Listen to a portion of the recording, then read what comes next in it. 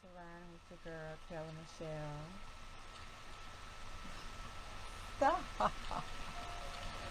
You're here with Stocks, guys. This year, the new year, we are coming in strong. I'm holding up this good book here, The Intelligent Investor. It's a lot to take in. I just got through the majority of it.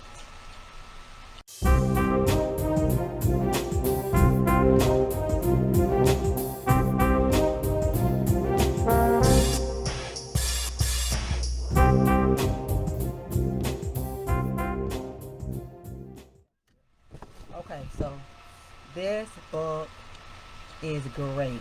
It is just very detailed, and I wouldn't say it is for uh, the new beginning investor. It's a little bit advanced for that, but just to break it down, one of the key points, or the first key point, was understanding that the market, think about it as Mr. Market. Okay, Mr. Market is going to come at you every day when you're starting to invest in the stock market with all kinds of optimistic, bullish, and pessimistic, bearish ideas and numbers and everything all day. Now, that should not affect the way that you proceed in the stock market. You have to make sure that you are doing research on the company and that you are investing according to your research, because as long as you do that, you'll understand that the true value of the company based on your reviews, that's what's most important. So you can't be swayed by all of the different crazy ways that the market goes throughout the entire day. Instead, you want to look at the market as it is a business opportunity for you. You want to look at it more as a business opportunity where you get to do deals with someone who doesn't know what they're doing. You have to look at it more like that. You can come up because it's an advantage for you if you look at it this way, meaning that if it overvalues a stock one day, if you are doing options, you can sell. And then those days that those stocks are on sale, they are undervalued because Mr. Market is having a bad day. If you look at it like that, then you buy. So that's a good point. The intelligent investor makes the first point is understanding that the market fluctuates all the time, but you're not going to be chasing down the direction of the market. You're not going to be jumping and going because it's a lot of buys. It's shooting up. You have to do your research of these companies that you're going to invest in. All right.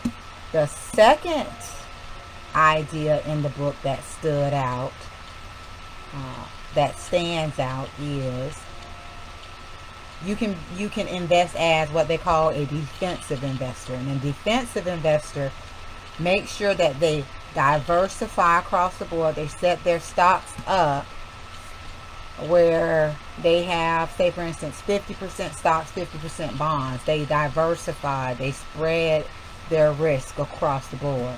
So they're being defensive or passive, meaning that they're setting their tables up in a certain way. They don't have to manage and watch it as much.